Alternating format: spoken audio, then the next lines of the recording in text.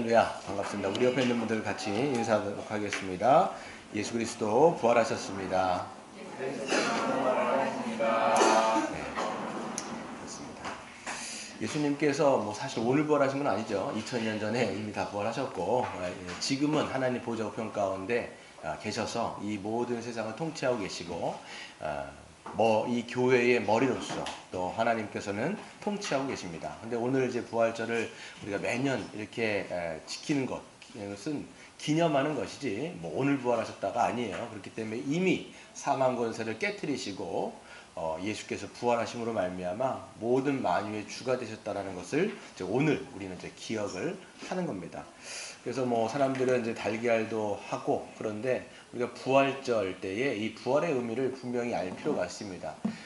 매년 우리가 부활주의를 이제 기념할 때 그 의미를 되새기는 것이 참으로 중요할 겁니다. 그래서 오늘은 이제 부활절, 이 예수님의 부활이 어떤 의미인가 여러분들 몇 번 말씀을 드렸지만 다시 한번 우리가 기억하고 또 묵상하며 또 다시 한번 소망할 수 있는 시간이 되었으면 좋겠습니다. 여러분, 예수님의 부활은요, 육체적이고 역사적인 부활입니다. 우리 한번 따라하겠습니다. 예수님의 부활은 육체적이고 역사적인 부활이다. 그래서 어떤 이제 신학자들이라든지 또 현대 21세기 흐름 가운데 어떤 이제 내용들이 있냐면, 그 초자연적인 역사들을 사람들은 믿지 않으려고 합니다. 그래서 무슨 사람이 죽었다가 다시 살아나냐, 부활하냐, 이런 것들을 이제 믿기 어렵기 때문에 사람들은 안 믿으려고 하죠. 예수님의 동정녀 탄생도 마찬가지예요. 무슨 처녀에게서 애가 태어날 수 있느냐, 말도 안 된다. 신학자들 사이에서도, 예수님 믿는 사람들 사이에서 톰 라이트 같은 참 유명한 학자이고 좋은 책을 쓰시는 분들도 성육신에 대해서 이제 부정하려고 하는 경향들이 있고요. 특별히 또 부활에 대해서도 마찬가지입니다. 자유주의 신학자 이제 불트만이라고 하는 사람이 있는데, 예수님의 역사적인 부활은 인정을 하지 않는 거예요. 그래서 뭐라고 얘기했냐면, 그 예수님의 부활은 어떤 거냐면 2000년 전에 실제로 역사에서 부활하신 것이 아니라 오늘 우리가 예수 그리스도를 만나면 우리 마음에서 부활했다, 이런 얘기를 하는 거예요. 그러니까 21세기를 살아가는 이 시대에 이 세상이 자꾸만 그거에 대해서 못 믿겠다고 얘기하니까 신학자들도 그런 이제 사람들과 좀 타협하기 위해서 이런 방책들을 내놓는데, 실질적으로 그렇게 얘기하면 기독교는 완전히 무너져 버리는 거예요. 예수님의 성육신도 그렇고 예수님도 부활도 그렇고 역사적인 사건이 아니라 그러면 예수님의 재림은 어떻게 할 거고 예수님의 승천은 어떻게 할 거예요? 그거 다 가짜가 되는 거죠. 그러면 우리가 믿고 있는 성경의 3분의 1은 다 찢어버려야 돼요. 그럼 만약에 그렇다 그러면 이제 이 기독교라고 하는 것은 실질적으로 존재할 수 없게 되는 겁니다. 그래서 낸시 피어슨이라고 하는 이제 여자 신학자가 뭐라고 얘기했냐면, 이 기독교의 영적인 교훈은 역사적인 사건에 뿌리를 두지 않으면 모든 것은 헛되다 얘기하는 거예요. 그렇죠? 우리가 어떤 이 구원이라든지 예수님의 재림이라든지 이런 영적인 교훈인데, 그 영적인 교훈이요, 어디에 뿌리를 둬야 돼요? 역사적 사건에 뿌리를 두지 않으면 다 없어진다라는 것이죠. 그래서 기독교는 이 십자가의 죽음과 예수 그리스도의 그 부활이 이 두 큰 축으로 이 복음을 형성하고 있다는 사실을 여러분들은 실질적으로 믿으셔야 되는 것이죠. 그래서 성경에는 수많은 증인들이 나옵니다. 이 역사 가운데 실질적인 사건이라는 이 증인들이 많이 나와요. 최초에 여러분 예수님의 부활을 목격했던 여자가 누굴까요? 네, 그 7 귀신 들렸다가 예수님의 치험을 받았던 막달라 마리아가 최초로 예수님의 부활을 목격하게 됩니다. 그 막달라 마리아뿐만 아니라 다른 여인들도 예수님의 그 부활을 목격하게 되죠. 다 두려워 떱니다. 보면 이제 거기에 예수님은 안 계시고 천사가 있지 않습니까? 그 천사가 이제 왜 여기에서 너희가 그 슬퍼하느냐, 이미 예수님께서는 부활하셔서 갈릴리 저 바다에 먼저 가셨다, 이렇게 말씀하는 것들을 보게 됐죠. 뿐만 아니라 누가복음에 보면 엠마오로 가는 두 제자가 예수님의 부활을 목격하지요. 처음에는 알지 못합니다. 그분이 예수님이라는 거 알지 못하지만 나중에 예수님께서 당신님께서 주시는 떡과 거기에서 이제 축사를 하시면서 그들의 눈이 확 밝아집니다. 그리고 그분께서 우리 주님이 부활하셨다라는 것들을 알게 됩니다. 뿐만 아니라 베드로 그 다음에 다른 11명의 제자들에게도 나타나고 갈릴리 호수에서 7 제자들에게 나타나셔서 함께 그 식사를 나누시는 모습을 보게 됩니다. 그래서 예수님의 부활은 육체적인 부활이라는 걸 우리는 알 수 있어요. 보게 되어지면 만약에 예수님의 부활이 영적인 부활이다 그러면 식사를 하실 때 어떻게 됐을까요? 그 생선 153마리인가요? 이렇게 잡히지 않습니까? 지금도 이스라엘에 가면요. 베드로가 잡았던 생선이 있대요. 그러면 근데 드셔봤던 저도 가보지는 못해갖고 못 먹어봤는데 가보면 그렇게 더럽게 맛이 없다고 아무튼 먹지 말라고 그런 얘기를 하시더라고요. 하여튼 그 생선을 잡아서 드시는데 만약에 영적으로 부활하셨으면 예수님이 이렇게 드셨잖아요. 그럼 어떻게 될까요? 이제 이 들어가는 게 싹 다 보여요, 안 보여요? 보일까요, 안 보일까요? 다 보이는 거예요. 이게 보면 이제 영적으로 하시니까 이분이 막 드시면 이게 이런 것들은 쑥 넘어가는 것들이 그냥 다 보이는 거죠. 생선 이렇게 뼈 조각이 쑥 들어가는 게 다 보이는데 그렇지 않으셨어요. 그래서 예수님은 육체적으로 부활하셔서 몸으로 영광스러운 몸으로 그들에게 나타나셨고 그 당신의 부활을 증명하십니다. 그리고 이렇게 제자들 한 사람 한 사람 그리고 12명의 제자, 11명의 제자죠. 뿐만 아니라 500여 명의 형제들에게 동시에 나타나기도 하셨고요. 그리고 맨 마지막에 누굽니까? 그 사도 바울에게도 영광 가운데 담에서 도상 가운데 갈 때 영광 가운데 부활하신 예수님께서 만나주시는 그런 사건들을 보게 됩니다. 그러니까 실질적으로 성경을 보면 수많은 증인들이 있다라는 것들을 우리가 보게 되는데 여기에 대해서도 비판하는 시간이 있어요. 어떤 사람들은 이것을 환상설이라고 얘기합니다. 환각설이라고도 얘기하는데 증인들이 착각하거나 환상을 보았다라고 주장하는 이야기인 거예요. 그러니까 제정신에 본 게 아니라는 거예요. 환각 상태에 빠져갖고 이렇게 약을 먹었던지 해가지고 요즘에 이렇게 독감 같은 거 심하잖아요. 타미플루 같은 거 먹으면 어떻게 되냐면 쟤네들 다 먹고 있는데 이제 거의 다 했는데 이 타미플루 먹으면 어떠냐면 이게 여중생이 한 명 뛰어내렸죠. 예전에 보면요, 이 타미플루 먹고 이게 정신이 오락가락 해가지고 환각 상태가 그런 거 아닌데 뛰어내린 적이 한 번 있어요. 그 정도로 약이 센가 봐요. 그러니까 이 환상설도 뭐냐면 그 약 먹은 것처럼 이 독한 기운에 이게 예수님의 그 부활을 환각 상태 가운데 봤다라고 이야기를 하는 것이죠. 근데 여러분 이걸 우리는 이제 믿을 수가 없어요. 왜 그러냐면 환상은 개별적으로 일어납니다. 동시에 일어나는 수가 없어요. 예수님께서 동시에 500여 명의 형제들한테 한꺼번에 보였잖아요. 그럼 500명이 한꺼번에 환각 상태에 있었다는 것은 말이 안 된다라고 우리는 얘기할 수 있습니다. 또 환상은요, 몹시 어떤 일들을 기다리거나 소망할 때 너무 어떤 일들을 여러분 소망하면요, 그게 환각 가운데 이렇게 나타날 때가 있는데 제자들이 예수님의 부활을 기대했어요? 기대하지 않았어요? 아무도 기대한 적이 없어요. 죽었다라고 다 도망가면서 자기네 본업인 그 업으로 다 돌아가는 것을 보면 이건 말이 안 되는 것이죠. 또 환상은요, 빈도와 강도가 점점 어떻게 질까요? 심각해져요. 그렇잖아요. 이게 보면요, 점점 이제 환각 상태가 더 심해지는데 이 환각은 어떻게 되냐면 40일이 인 다음에 완전히 끝나버립니다. 왜 그러냐면 예수님이 부활하신 다음에 40일 후에 어떻게 하셨어요? 하늘 위로 승천하셨지 않습니까? 그 이후에는 한 번도 그런 것들이 나타나지 않았다는 것을 우리는 통해서 알 수가 있죠. 그리고 환상 상태에서는 먹지 않습니다. 하지만 부활하신 예수님과 함께 2번이나 식사하는 모습을 통해서 우리는 이것이 아니다라는 것을 알 수가 있습니다. 또 어떤 분들은요, 이제 기절설에 대해서 얘기해요. 기절했다가 죽도록 맞은 다음에 기절했다가 다시 일어나서 그 무덤문 2톤이나 되는 무덤문을 열고 기어 나오셨다, 이렇게 얘기를 하는 분이 있어요. 그래서 데이비드 스트라우스라고 하는 이분은 안 믿는 분이에요. 부활을 믿지 않지만 기절설에 대해서 이분이 이제 믿지 않는 불신자인데 이렇게 얘기했어요. 뭐라고 얘기했냐면 무덤에서 반쯤 죽은 상태로 몰래 무덤에 빠져나간 사람이 가로치고 기어다닐 정도로 약하고 병들어 의학적인 치료가 필요하며 붕대를 감아야 하고 체력을 회복해야 하고 결국 자신의 고통에 굴복한 사람에 불과한 그가 제자들에게 미래의 사역의 바탕이 되는 감동, 즉 사망과 무덤의 정복자요 생명의 주로서 감동을 줄 수는 없다. 그런 기사회생은 기껏해야 제자들에게 끼쳤던 감동을 약화시킬 뿐이며 슬픔이 열정으로 바뀌거나 그들의 존경심이 경배로 바뀔 가능성은 전혀 없는 슬픈 음성만 들려줄 뿐이다. 이렇게 이야기를 했어요. 이분 믿지 않는 분인데 이게 이런 거예요. 여러분 이게 죽도록 맞은 거예요. 여러분 이제 십자가에 달리시기 전에 뭐 40대 맞았습니까? 온몸이 찢기고 그 다음에 십자가에 달려가지고 이런데 다 구멍 나고 다 피가 막 쏟아져가지고 기절했어요. 그 다음에 다시 이제 정신을 차려봤더니 무덤인 거예요. 그래서 그 예수님께서 눈을 뜨시고 이제 너무 힘이 없어가지고 무덤 문을 어떻게든 열어가지고 기어 나오셨어요. 그럼 이것을 제자들이 보면서 와, 우리 주님 다시 살아나셨구나. 우리에겐 죽음을 이기시는 이분 소망이 된다. 이렇게 여러분 얘기했을까요?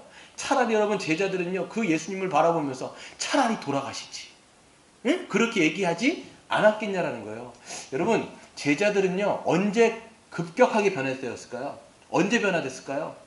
여러분 실질적으로 그 제자들이 완전히 변화된 시점은 성령 받은 시점이 아니에요.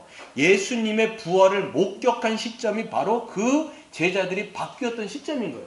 예수님의 그 부활은 뭐냐면 사망과 권세를 깨뜨리고 이제 내세에 어떤 것이 있는지를 예수님의 부활을 통해서 완전하게 보게 된 거예요. 그러니까 그 사람들이 그 삶이 완전히 바뀌어가지고 예수님의 부활을 그렇게 증언했는데 만약에 기절했다가 일어나셨다면 그냥 제자들은 차라리 돌아가시지.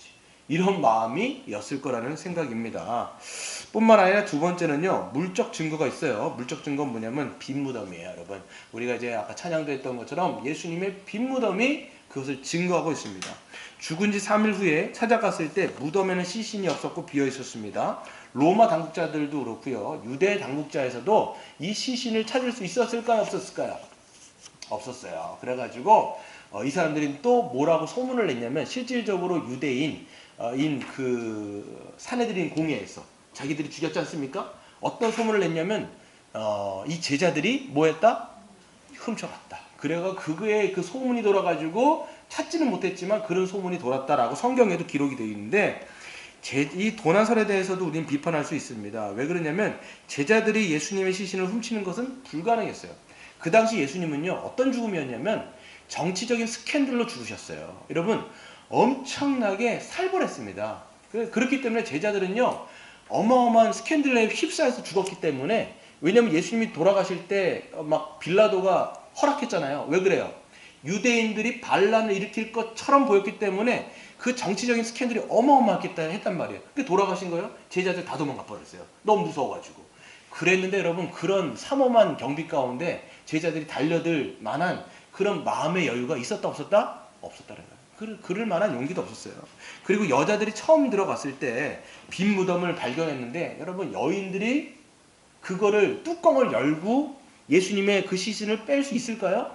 여러분 그 그림 보면요 실질적으로 유대인 무덤이요 돌로 되어 있는데 그거를 굴을 파고 들어가거든요. 그러면 이만한 이제 돌 무덤 그 뚜껑이 있어요.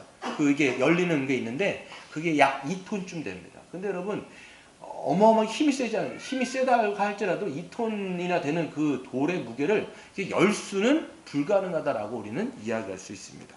뿐만 아니라 로마 군인들도 어떤 사람이냐면 16명이 한 조가 돼요. 그게 4개의 조로 운영이 됩니다. 16명이 한 조로 4개가 조가 운영이 돼요.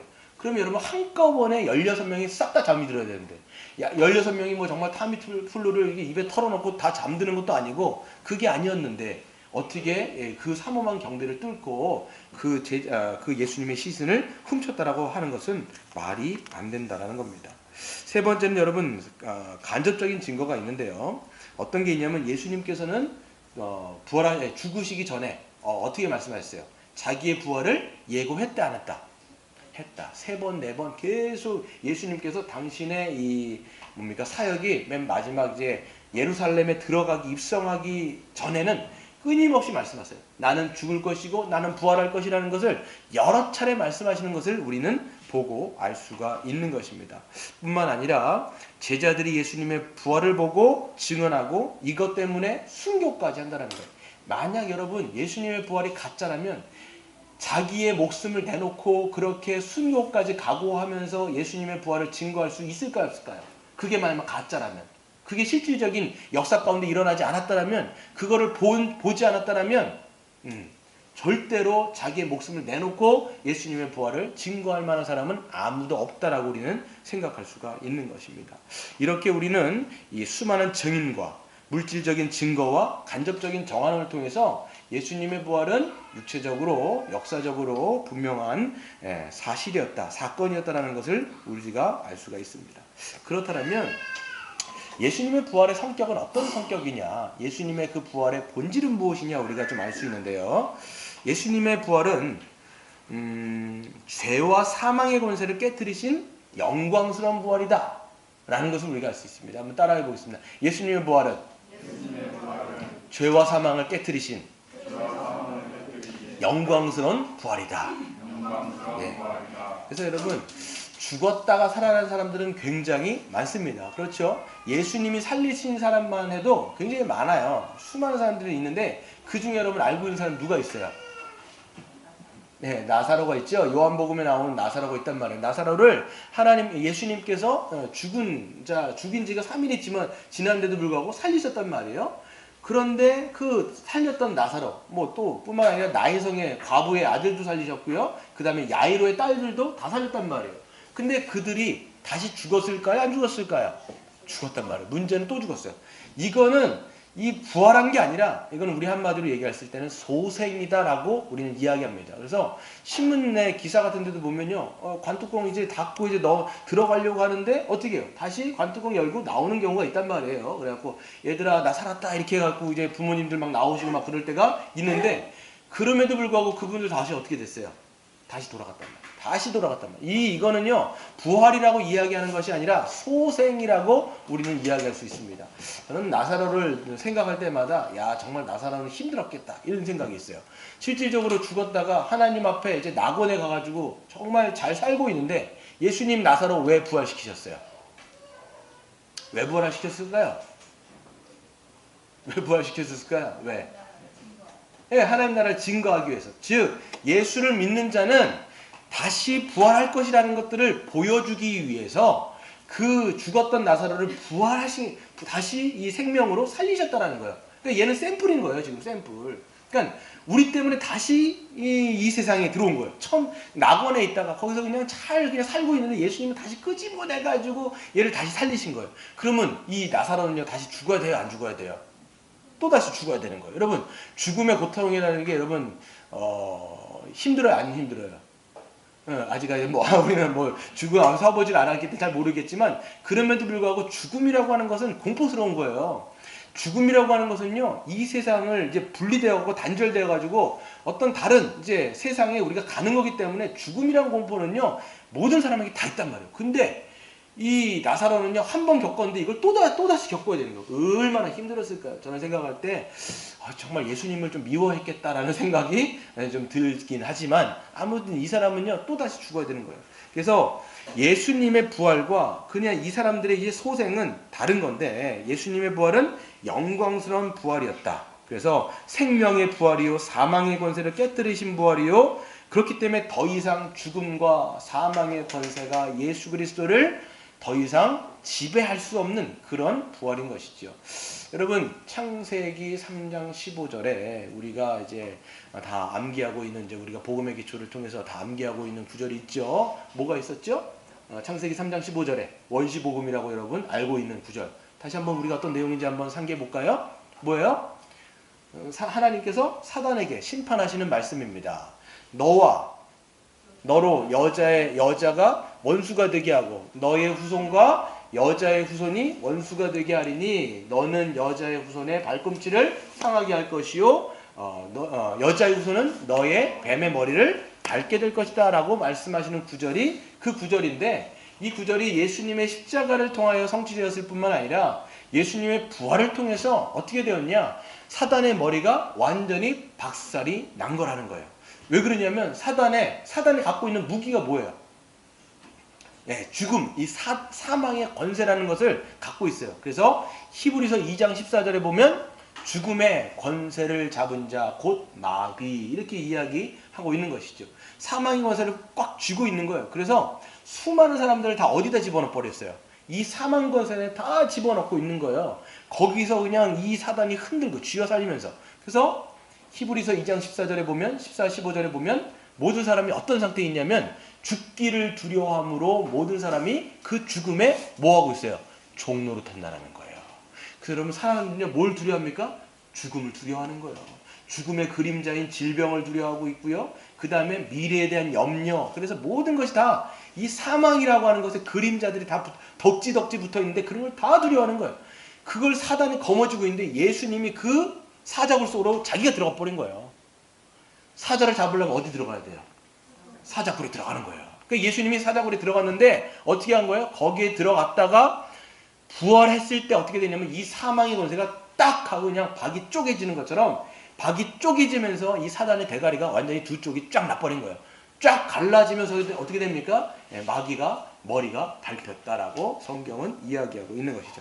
그렇기 때문에 예수님의 부활은 이 사망 권세를 완전히 장악하고 완전히 덮어 써버리는 승리하신 부활이라고 우리는 이야기하고, 그래서 우리의 구원은 뭐냐?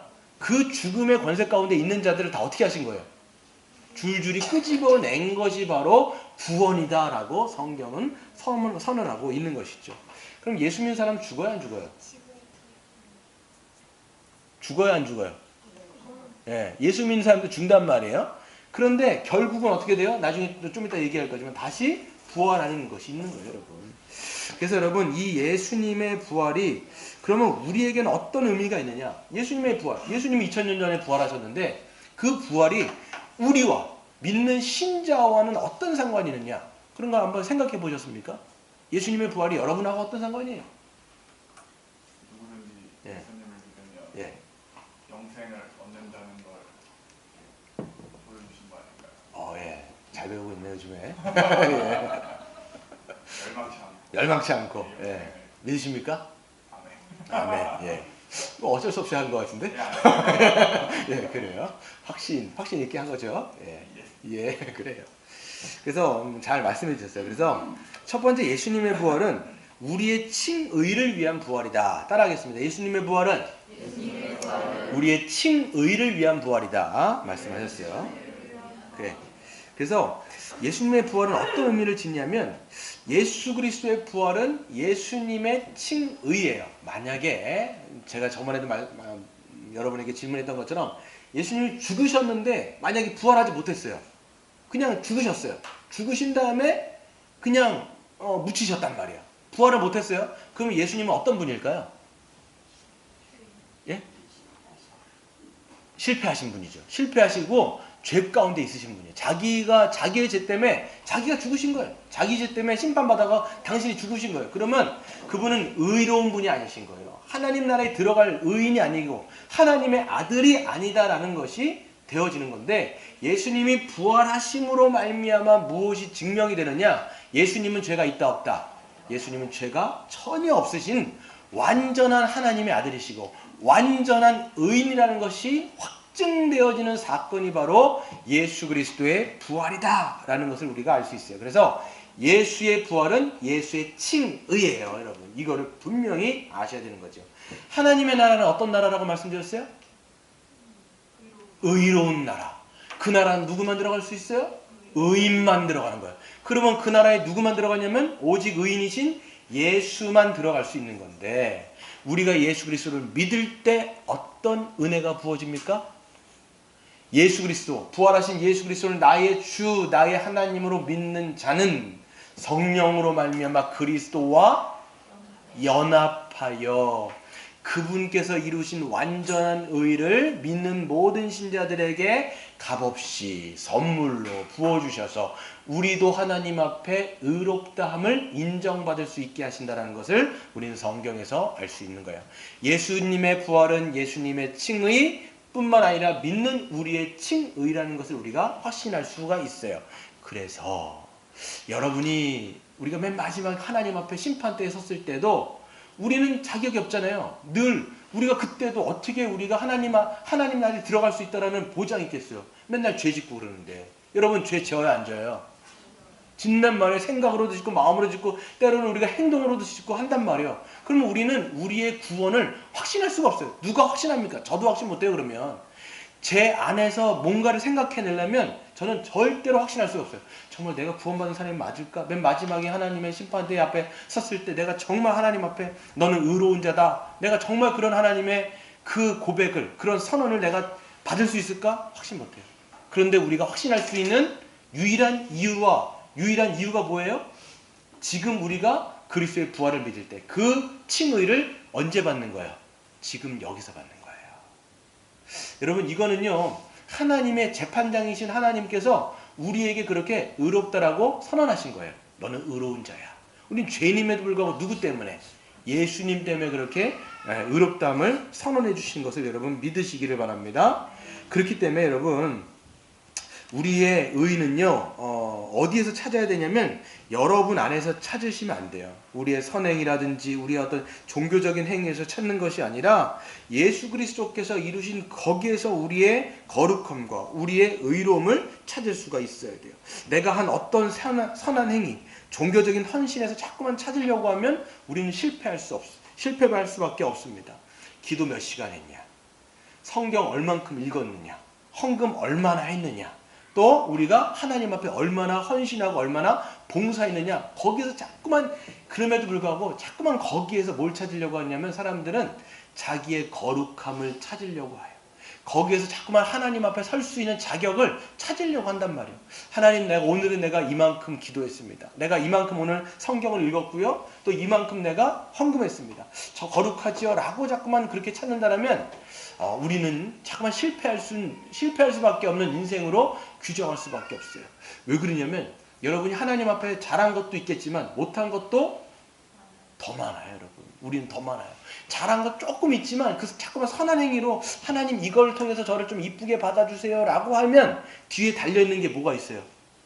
죄, 악 이게 더 많기 때문에 하나님께서는 그냥 예수님의 의로움 때문에 여러분을 구원하시려고 하는데 자꾸만 자기의 선행을 가지고 하나님 앞에 나간단 말이에요. 그러면 하나님께서는 눈물을 머금고 우리를 죽일 수밖에 없어요. 얼마나 슬픕니까, 여러분? 하나님은 그냥 예수님의 자격으로 여러분을 구원하시기를 원하는데, 근데 여러분 잘 생각해 보세요.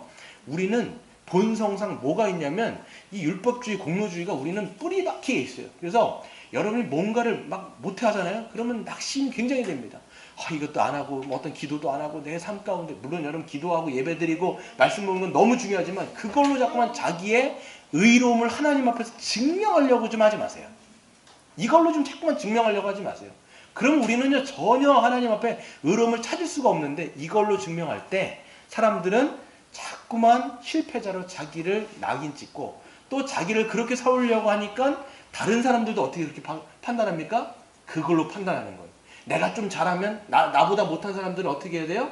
정죄하거나, 아유 쟤는 왜 이렇게 저렇게 못할까라고 자꾸만 비교의식하면서 판단하거나 정죄하게 되는 거예요. 이게 율법주의의 무서운 모습인 것을 보게 되어지는 것이죠.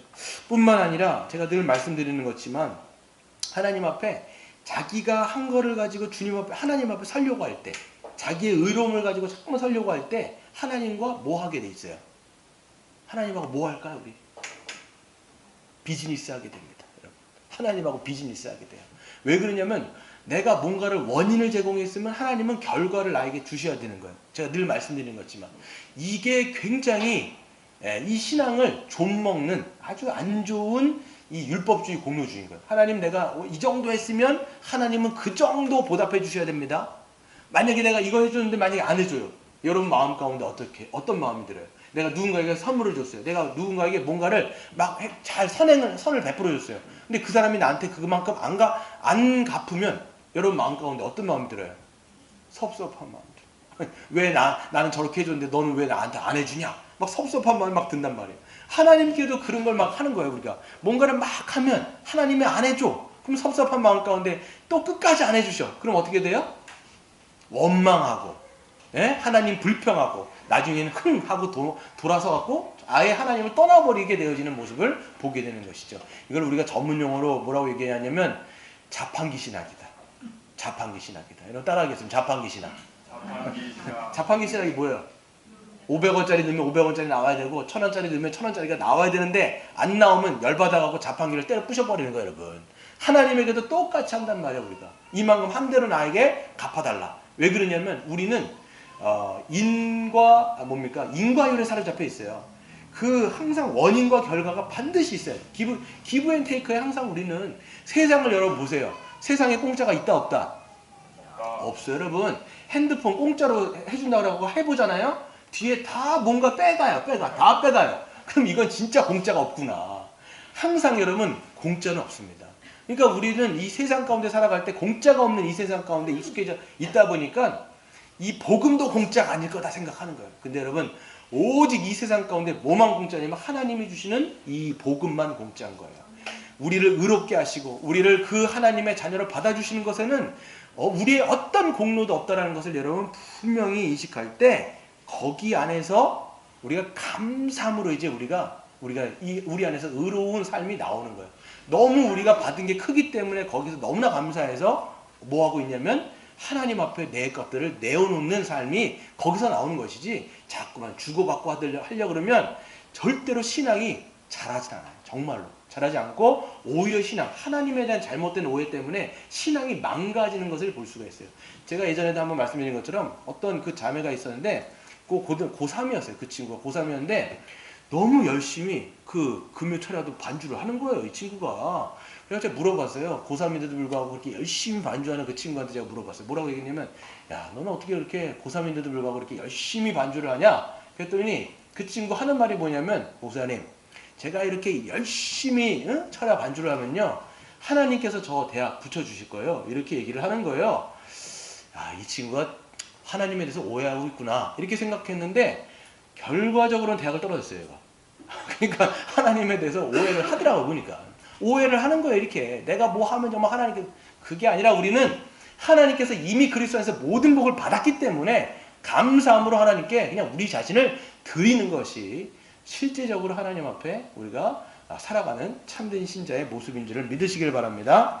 두 번째, 의로운 신분이 되었으면요 의로운 삶이 나와요. 놀랍죠? 신분에 걸맞는 삶이요 나온다고요. 그냥 우리가 신분만 의로운 게 아니라 의로운 자로서의 모습이 뭐 완벽하진 않지만 우리 안에서 물컹 배어 나오는데 하나님은 우리 이 선언 너는 의롭다라는 것이 우리 외부에서 일어나는 사건이에요. 우리 안에서 일어나는 사건이 아니에요. 그러니까 하나님 하늘의 재판장이 하늘의 재판에서 너는 의롭다라고 선언한데 이것이 실질적으로 우리의 의로운 삶으로 나올 수 있는 그 근거가 뭐냐? 바로 우리의 중생입니다. 따라하겠습니다. 예수님의 부활은 우리의 중생을 위한 부활이다. 이 중생이 중요한 거예요. 이 중생이 뭐야? 여러분 불교에도 보면 중생 있지요? 이 불쌍한 중생을 이렇게 얘기한단 말이에요. 그 중생이 아니에요, 여러분. 여기서 성경에서 나오는 중생은 뭐냐면 거듭나는 거예요. 하나님의 생명으로 거듭나는 거예요. 여러분 인간들은 태어나자마자 다 원죄 가운데 있기 때문에 죽어있는 자라고 여러분 보셔야 돼요. 그래서 에베소서 2장 1절에 뭐라고 되어 있냐면 허물과 죄로 죽은 너희 이렇게 얘기한단 말이에요. 영적으로 죽었단 말이에요. 여러분 영적으로 죽었어요. 그렇기 때문에 이 영이 살아야 된단 말이에요. 영이 살아야 되는데 이게 언제 일어나느냐면 우리가 예수 그리스도를 믿을 때 성령께서 우리 안에 오셔서 우리 안에 뭐를 가져다 주세요? 예수님의 생명을 갖다 주신 거예요. 이 예수님께서 부활하신 그 생명을 우리에게 넣어주시는 거예요. 그러니까 예수님께서 여러분 그 사람을 지으실 때 흙으로 지으시고 코에다가 생기를 불어넣으셔서 생명이 되게 하신지라 라고 말씀하고 있지 않습니까? 예수님도 마찬가지예요. 죽은 자 가운데서 성령으로 말미암아 예수가 부활됐거든요. 그런데 그 부활의 생명을 우리가 예수님을 믿을 때 우리에게로 그 부활 생명이 들어와서 우리 죽은 영적인 것이 이 영이 살아나는 거예요. 이거를 요한계시록에는 뭐라고 말씀하냐면 첫째 생명이라고 얘기해요. 첫째 생명. 첫 번째로 살아나는 것. 그러니까 어떤 분들은요. 자기의 생일을 육신적인 생일을 이제 저 같은 경우는 7월 4일인데 물론 광고하려고 얘기하는 건 아니에요. 제가 말씀드리는 건데 어떤 분들은 이제 자기의 육신적인 생일뿐만 아니라 뭐 어떤 걸 얘기해요. 내가 언제 거듭난지 이렇게 얘기하신 분이 있어요. 그런 게 뭐냐면 내가 거듭난 게 언제냐 얘기하는 거예요. 영이 살아났을 때가 언제냐는 거예요. 물론 성령이 오고 가시는 거는요 우리가 다 알 수가 없어요. 왜냐하면 내가 언제 거듭난지 알 수가 있어요 없어요? 분명히 알 수가 없어요. 왜 그러냐면 성령은 바람이 임의로 불매 어디로 왔다가 어디로 가는지를 알 수가 없다라고 요한복음에 말씀하고 있는 것처럼 우리가 정확하게 언제 성령으로 거듭난지는 알 수가 없지만 대략 이때다라고 해가지고 자기가 거듭난 시기를 그 생일로 하시는 분들이 있더라고요. 저는 좋은 것 같아요. 그래서 여러분 이 거듭났다라면 우리 안에 뭐가 생긴 거야? 하나님의 부활 생명이 들어온 것이고 영적으로 살아난 것이고 첫 번째 생명이 들어온 것이기 때문에 그때 어떻게 되냐면 하나님을 알게 되는 거예요. 그때 하나님을 참되게 믿게 되고 하나님을 예배하는 자가 되어지고 하나님의 말씀을 갈급하는 자가 되어지고 하나님의 그 뜻 가운데 순종하며 거룩하게 살아가려고 하는 열망들이 우리 안에서 생겨나게 되는 게 우리 안에 하나님의 씨앗이 심겨졌기 때문이에요. 그러니까 여러분 칭의는 우리의 밖에서 일어나지만 중생, 거듭남은 누구 안에서 일어나는 거예요? 여러분 안에서 일어나는 거예요. 이거는 경험되는 측면이 분명히 있습니다. 내 안에 생명이 오고 내 안에 성령이 내주하시는데 어떻게 우리가 이것을 경험하지 않고 이것을 우리가 알지 못하겠냐라는 것을 우리가 이야기할 수가 있는 것이죠. 그래서 하나님께서는요, 그러니까 우리는 칭의를 받으면 거룩하게 살아갈 수 있다라고 말씀드렸죠. 그것의 근거는 뭐냐면 내가 중생이기 때문이에요. 중생할 때 우리가 하나님의 생명으로 거듭날 뿐만 아니라 우리 안에 뭐가 탄생되냐면 새 마음, 새 본성이 우리 안에서 재창조되어져서 하나님의 법이 여러분에게 심겨지는 거예요. 이게 예레미야랑 여러분 에스겔에서 보면 뭐라고 말씀하고 있냐면 구약 백성하고 이 신약 백성하고 완전히 차이가 나는 거예요. 여러분 신약 백성이에요? 구약 백성이에요? 그렇죠. 여러분 새 언약 백성이 신약 백성이에요. 근데 이스라엘 백성들 구약 백성하고 차이 나는 지점이 뭐냐면 이스라엘 백성들은 하나님의 법이 외부에 있었어요? 내부에 있었어요? 외부에 있었어요. 이 십계명이라고 하는 율법 조문이 밖에 있었단 말이에요. 그러니까 얘네들은 지키려고 해도 지킬 수가 있었어요? 없었어요? 못 지키는 거예요. 그러니까 맨 마지막에 실패해갖고 그게 말라기로 끝나는 거예요. 그래서 이스라엘 백성들은요 완전히 역사 속에서 사라져 버리거든요. 실패했단 말이에요. 그러니까 하나님이 그때 그 뭡니까 새 계명을 주시면서 이제는 내가 새 언약 백성을 내가 만들 것인데 내 영을 부어주고 내 법을 너희들에게 이제는 아예 심겨줘가지고 이제는 너희들이 내 말씀을 지켜 순종할 수 있는 새 언약 백성이 되게 할 것이다 라고 말씀하시면서 성령을 약속하시고 예수님께서 십자가에서 죽으시고 부활하시고 승천하시고 하늘에서 성령을 부어주시면서 이 새 언약 백성인 교회가 탄생하게 되어지는 것이죠. 이제는 그렇기 때문에 성령을 받았으면 우리 안에 하나님의 법이 있어요. 여러분 안에 하나님의 법이 있습니까? 없습니까? 있어요, 여러분. 그렇기 때문에 약간 좀 극단적으로 말씀드리면요. 성경을 읽지 않아도 성령 받은 사람은요, 직감적으로 하나님의 뜻이 무엇인지를 알 수 있을까요, 없을까요? 있어요. 성경을 우리가 보지 않아도요, 성령 받으면 직감적으로 하나님의 뜻이 무엇인지가 분별되는 게 신약 백성이에요. 근데 그러면 왜 성경 왜 볼까요? 맨날 보라고 하면서. 왜 성경을 왜 볼까요? 성경을 왜 보세요? 직감적으로. 예. 깊이 알게. 그렇죠. 예, 직감적으로 우리가 알 수 있지만 이 성경을 보는 이유는 뭐냐면 더 분명하게. 그래서 여러분 이런 거예요. 이게 안경을 저 같은 사람이 이제 눈이 나쁘기 때문에 안경을 벗으면 되게 희미한데 안경을 끼면 분명하잖아요. 마찬가지로 성경을 통해서 분명한 하나님에 대한 지식과 분명한 하나님의 뜻을 우리가 알고 순종하기 위해서 우리가 이 하나님의 말씀을 보게 되는 것이지요. 그렇기 때문에 여러분 이것이 이 중생의 의미입니다. 세 번째로는요. 예수님의 부활은 우리의 영화를 위한 부활이다. 따라해 보겠습니다. 예수님의 부활은 우리의 영화를 위한 부활이다. 그렇죠. 칭의, 중생, 영화. 이 세 가지가 여러분 우리 구원의 모든 모습인 거예요. 영화라고 얘기한 건 뭐냐면 우리가 예수님의 부활처럼 우리가 어떻게 되는 거예요? 영광스럽게 우리의 몸이 완전하게 부활하게 될 것을 우리가 소망하게 되는 것이지요. 여러분, 예수님은 죽은 자 가운데서 부활하신 부활의 뭐가 되셨어요? 첫 열매가 되셨어요. 부활의 첫 열매가 됐다는 건 뭐냐면 이 나무들을 열매를 보면요. 어떤 나무에서 첫 열매가 나죠. 그 첫 열매를 보고 나중에 열매들도 그것이 어떻게 될 것인지를 아는 거예요.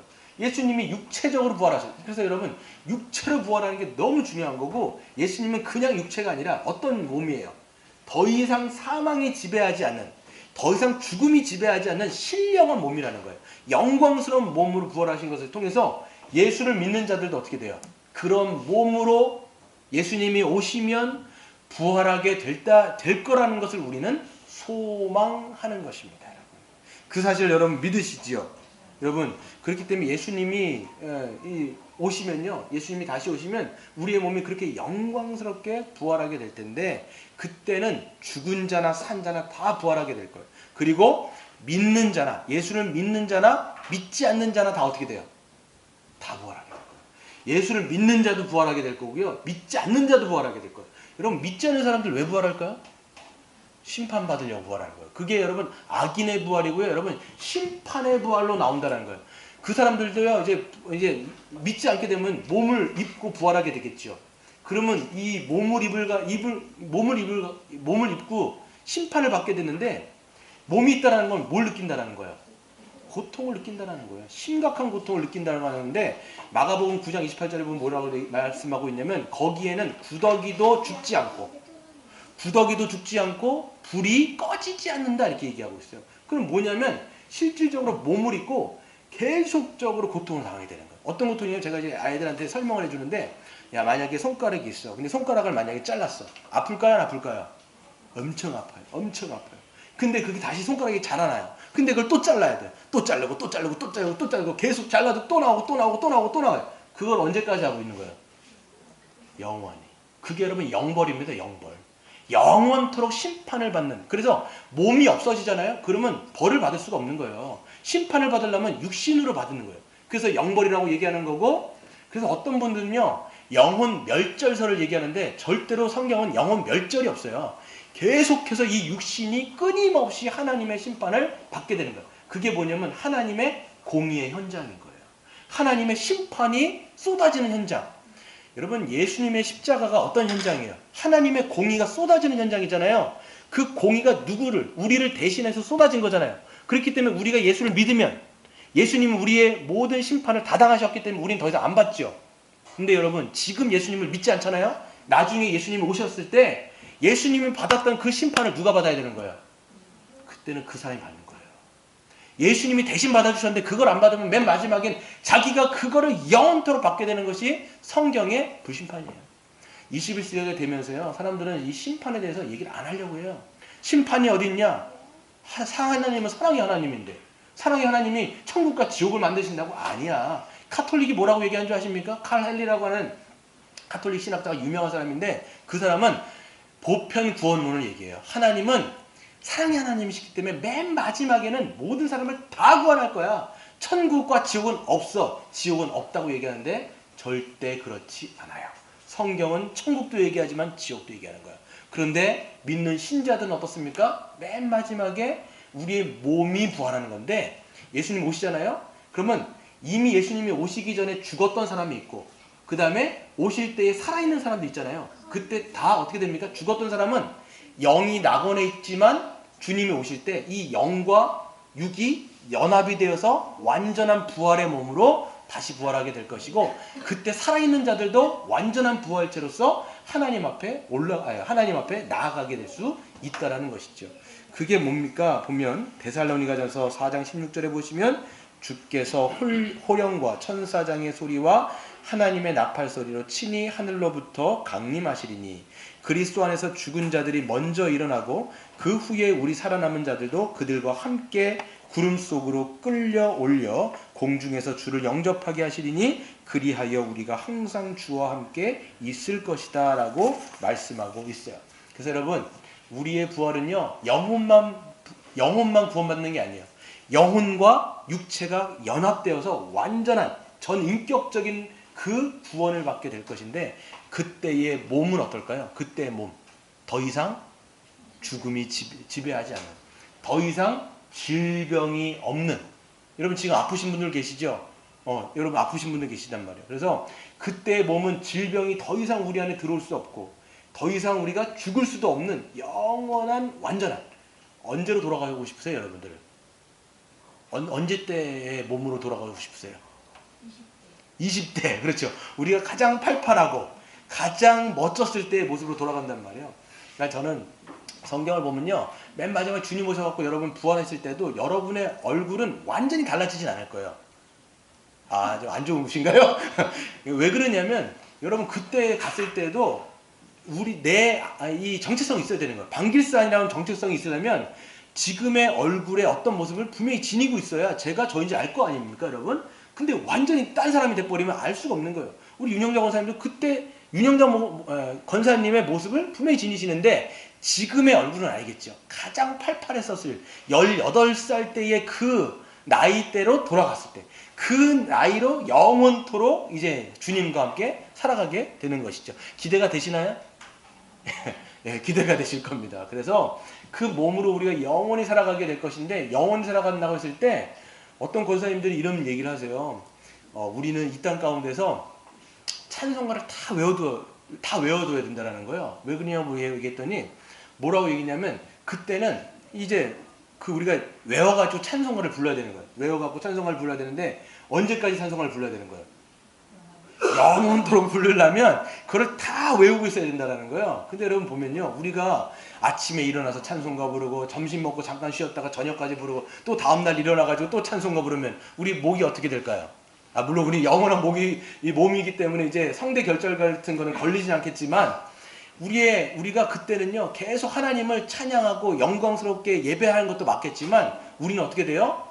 하나님을 예배할 뿐만 아니라 똑같이 서로 관계를 맺으면서 서로 사랑하면서 자기의 어떤 그 보람 있는 일들을 하게 될 거예요. 왜 그러냐면 하나님께서 아담에게 뭘 주셨어요?